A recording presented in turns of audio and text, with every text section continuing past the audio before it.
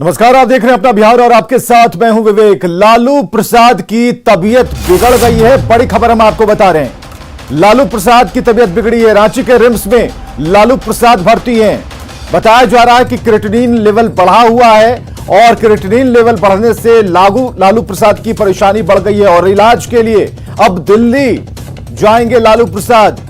RIMS में फिलहाल board की बैठक चल रही है और इस बैठक में फैसला, नतीजा क्या निकला वो हम आपको बता रहे हैं। बैठक में लालू के दिल्ली जाने पर फैसला हो चुका है, यानी कि लालू प्रसाद अब दिल्ली में उनका इलाज होगा। रिम्स निदेशक की तरफ से जो बातें कही गई हैं वो हम आपको बता रहे हैं। लालू प्रसाद की तबीयत बिगड़ गई है, नासाज है और ऐसे में रांची के रिम्स में इलाज तो चल ही रहा था, लेकिन अभी जो खबर आई उसके मुताबिक क्रिएटिनिन लेवल बढ़ जाने के बाद से उनकी तकलीफ बढ़ गई है और रिम्स के जितने भी बड़े डॉक्टरों की टीम है वो बैठी। इस बैठक में इस बात पर फैसला हुआ कि लालू प्रसाद को दिल्ली ले जाना होगा, वहीं पर उनका बेहतर इलाज हो सकता है। तो हम आपको बता रहे हैं इस वक्त की बड़ी खबर। रांची के रिम्स में भर्ती है लालू प्रसाद। लालू प्रसाद की तबीयत बिगड़ गई है, किडनी के रोग से पीड़ित हैं और ऐसे में क्रिएटिनिन लेवल के बढ़ने का मतलब है कि जो फंक्शन है, किडनी फंक्शन, वो कम हो जाना। और इस बात की चिंता रिम्स के डॉक्टरों को भी थी, हालांकि वो इलाज कर रहे थे, लेकिन आज जो बैठक हुई उसमें इस बात पर फैसला लिया गया कि लालू प्रसाद को दिल्ली भेजा जाए, यानी कि इलाज के लिए दिल्ली एम्स जाएंगे लालू प्रसाद। रांची के रिम्स में फिलहाल हैं लालू प्रसाद, लेकिन अब उनका जो इलाज है वो अब दिल्ली के एम्स में होगा और लालू प्रसाद की स्थिति खराब हो रही है, यह रिम्स के निदेशक का कहना है। लालू के हार्ट और किडनी पर इसका असर हुआ है, यह भी बातें रिम्स के निदेशक ने बताई हैं। जो बड़ी बातें हम आपको बता रहे हैं, बेहतर इलाज के लिए लालू प्रसाद दिल्ली एम्स जाएंगे और यह पूरी मेडिकल टीम रिम्स की बैठी। उन्होंने बैठक की कि क्रिएटिनिन लेवल कंट्रोल क्यों नहीं है। अगर क्रिएटिनिन लेवल कंट्रोल नहीं हो रहा तो किडनी पर इसका बुरा असर होगा, किडनी फंक्शन पर बुरा असर होगा। ऐसे में लालू प्रसाद को बेहतर इलाज की जरूरत है और उन्हें अब दिल्ली भेजना होगा, दिल्ली में उनका इलाज होगा। दिल्ली के एम्स में लालू प्रसाद आगे का इलाज करवाएंगे। तो लालू प्रसाद की स्थिति लगातार हो रही है खराब।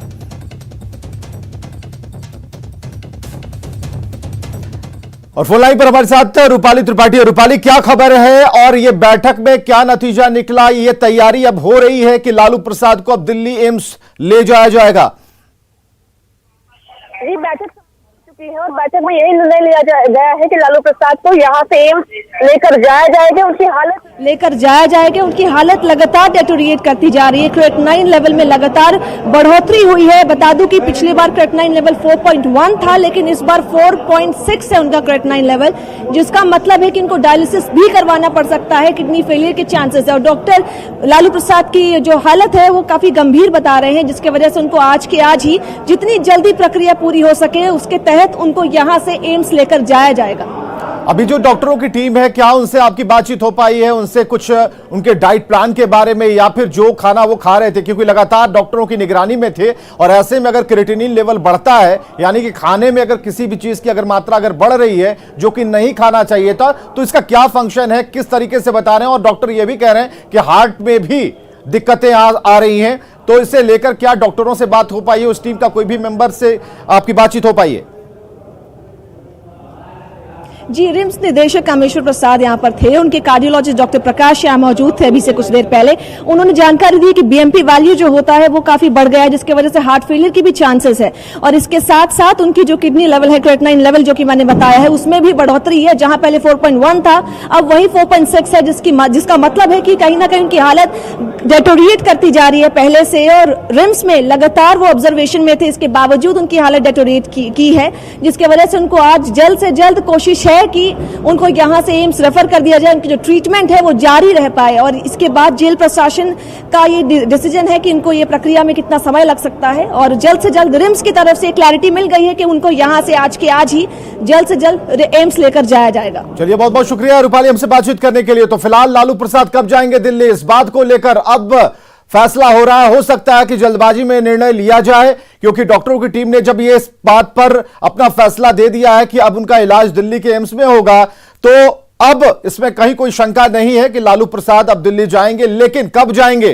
तो लालू प्रसाद को हो सकता है कि आज ही दिल्ली शिफ्ट किया जा सके, इसकी तैयारियां शुरू जरूर हो गई हैं। तो बैठक में लालू के दिल्ली जाने पर फैसला हुआ और दिल्ली एम्स में लालू प्रसाद का इलाज होगा।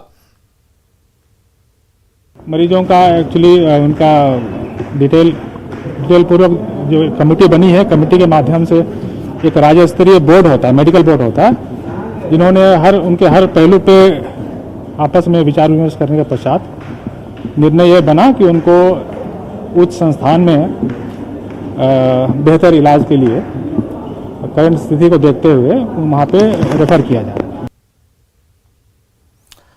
चलिए आगे बढ़ते हैं, बिहार राज्य की बात करते हैं जो आज 110 साल का हो गया। पिछले 110 सालों में बिहार कहां से कहां पहुंचा, इस दौरान बिहार ने कौन कौन सी उपलब्धियां हासिल की, कहां हम पीछे रह गए, हमारे सामने कौन कौन सी चुनौतियां हैं, हम सब मिलकर बिहार के गौरवशाली अतीत को किस तरीके से वापस पा सकते हैं।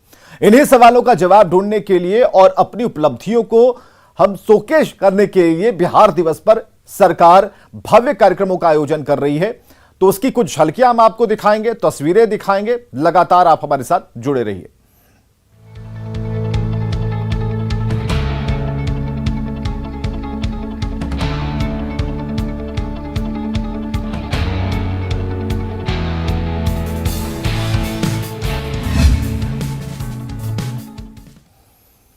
तो 110 साल का हो चुका है बिहार, एक लंबी पारी, एक लंबी उम्र, और पटना के ऐतिहासिक गांधी मैदान में इसके लिए विशेष तैयारियां की गई हैं। गांधी मैदान की तस्वीर आप देख पा रहे हैं, सज धज कर संवर कर तैयार है। बिहार दिवस पर कई कार्यक्रम होंगे और ये कुछ झलकियां हम आपको दिखा रहे हैं जिसमें जल संरक्षण ये संदेश है कि किस तरीके से बिहार को हम आगे बढ़ा रहे हैं, जिसमें जल है, जीवन है, हरियाली है, पानी की अहमियत है और पर्यावरण को बचाए रखने की जिम्मेदारी भी है, शांति का संदेश भी है और एक बेहतर माहौल बिहार इस अपने 110वें साल में इसे बता रहा है, गर्व कर रहा है।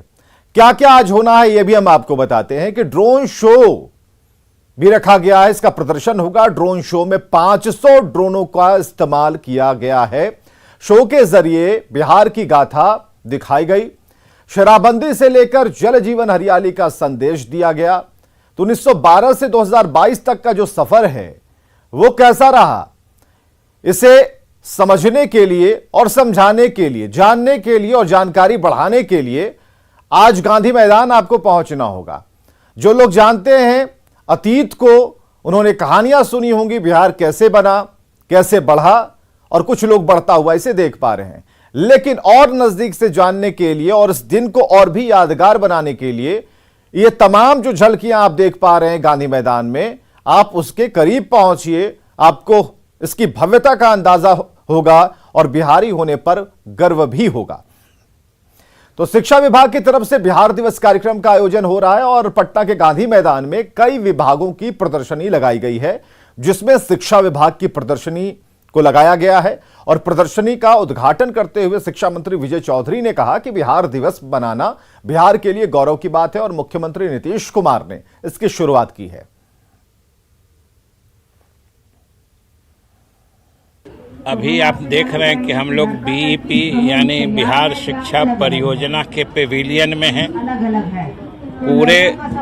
पूरे प्रदेश के हर जिले से बच्चे आए हुए हैं और आप देख रहे हैं कि अलग अलग पंडाल में बच्चों की अलग अलग गतिविधियां चल रही हैं। जैसे अभी हम लोग चित्रकला में हैं, पीछे संगीत में थे, पेंटिंग में थे, इस तरीके से।